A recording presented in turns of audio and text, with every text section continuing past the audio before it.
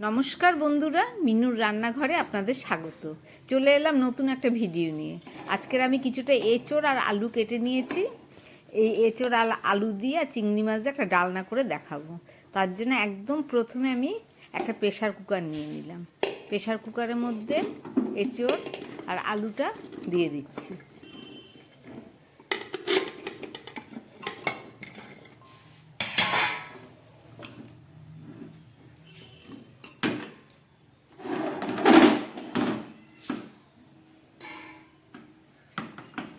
এঁচোড় আর আলুর মধ্যে পরিমাণ মতো জল দিয়ে দিলাম সিদ্ধ করার জন্যে। পরিমাণ মতো নুন দিয়ে দিচ্ছি আর দিয়ে দিচ্ছি পরিমাণ মতো হলুদ। নুন হলুদ দিয়ে আর জল দিয়ে এঁচোড়টাকে একটা সিটি মেরে সিদ্ধ করে দেব। প্রেশার কুকারে ঢাকনাটা আটকে দিলাম। গ্যাসটাকে অন করে এবার বসিয়ে দিলাম সিদ্ধ হতে।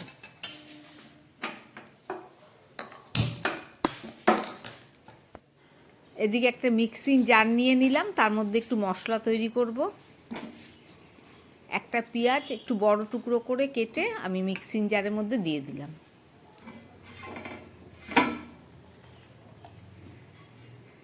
সঙ্গে দিলাম দুটো শুকনো লঙ্কা আর দিয়ে দিলাম থেতো করা কিছুটা আদা আর দিলাম রসুন।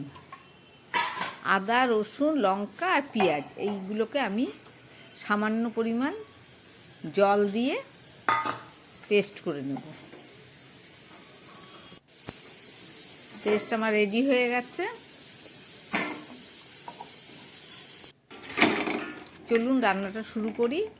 প্রেশার কুকারের মধ্যে সিদ্ধ করতে দিয়েছিলাম এঁচোড় আর আলু, হয়ে গেছে সিদ্ধ। ঢেলে দিলাম ফুটো বাটির মধ্যে। এদিকে গ্যাসে একটা কড়াই বসিয়ে দিলাম, তার মধ্যে দিয়ে দিলাম সর্ষের তেল। কিছুটা চিংড়ি মাছ নিয়ে তার মধ্যে নুন আর হলুদ মেখে রেখেছিলাম। এই তেলের মধ্যে দিয়ে আমি চিংড়ি মাছটাকে খুব ভালো করে ভেজে নিচ্ছি।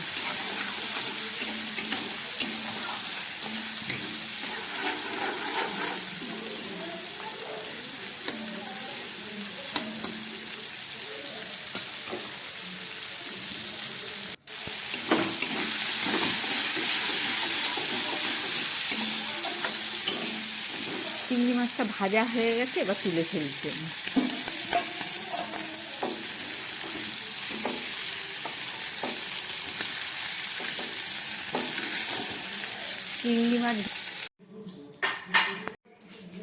চিংড়ি মাছ ভাজার তেলের মধ্যে আমি দিয়ে দিচ্ছি এই গরম মশলা ফোড়ন, দিয়ে দিচ্ছি দুটো তেজপাতা আর একটা শুকনো লঙ্কা।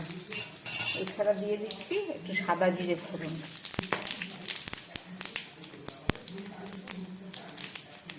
এবারে দিয়ে দিচ্ছি কেটে রাখা পেঁয়াজ, দিয়ে দিচ্ছি দু টুকরো টমেটো, দিয়ে খুব ভালো করে পেঁয়াজ আর টমেটোটাকে ভেজে নিচ্ছি।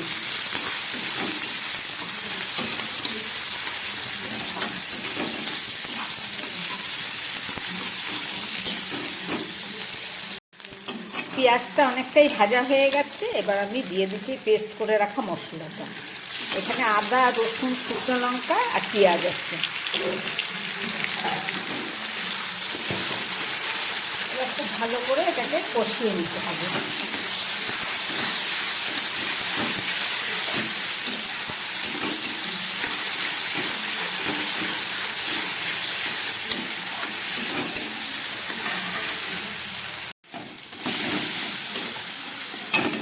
এবার একটু মশলার জল আমি দিয়ে দিচ্ছি, দিয়ে ভালো করে আবার কষাবো।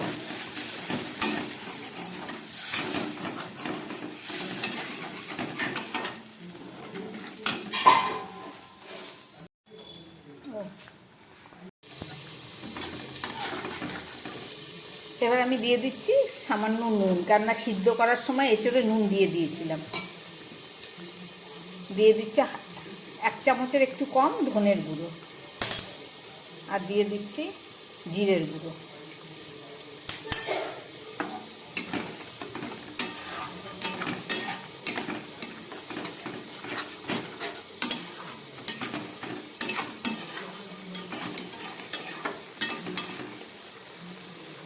এইবার এই মশলার মধ্যে আমি সিদ্ধ করে রাখা এঁচোড় আর আলুটা দিয়ে দিচ্ছি, দিয়ে খুব ভালো করে হালকাভাবে কষাতে হবে।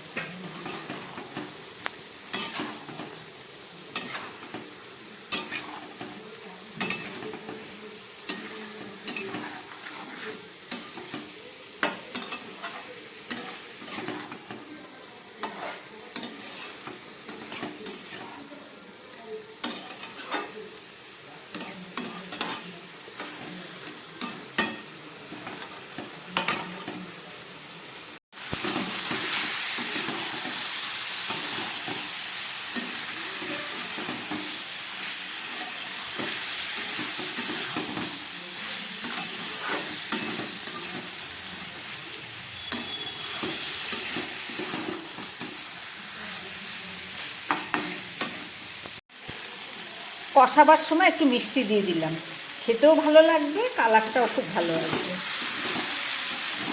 খুব ভালো করে অনেকক্ষণ ধরে আমি কষিয়ে নিলাম।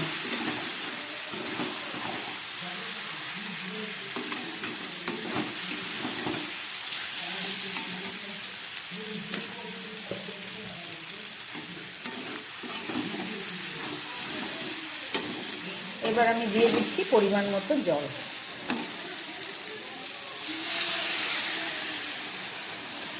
অল্প জলই দেবো, কারণ সিদ্ধ হয়ে রয়েছে আগের থেকে।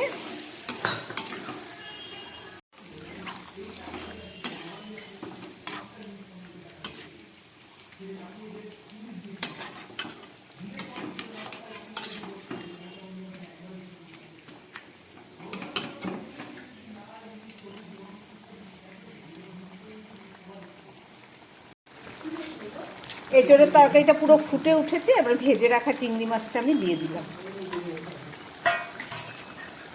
দিয়ে দিচ্ছি একটু ঘি, আর দিয়ে দিচ্ছি একটু গরম মশলার গুঁড়ো। আগে এলাচ, দারচিনি, লবঙ্গ দিয়ে কষিয়ে নিয়েছিলাম। সব কিছুই আমার দেয়া হয়ে গেছে, এবার একটু ঢাকা দিয়ে দেবো।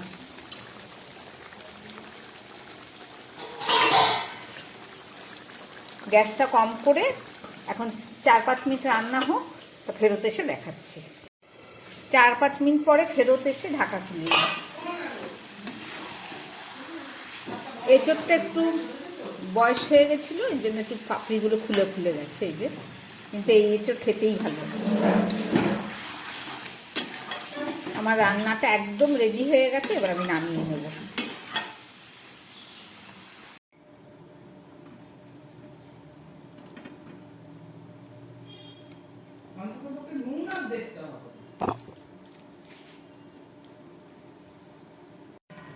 রান্না করলাম এঁচোড় চিংড়ি, আপনারা দেখলেন রেসিপিটা, আশা করি আপনাদের ভালো লেগেছে। এইভাবে রান্না করে আপনারাও খাবেন, যদি ভালো লাগে তাহলে আমার চ্যানেলটাকে লাইক করবেন, সাবস্ক্রাইব করবেন।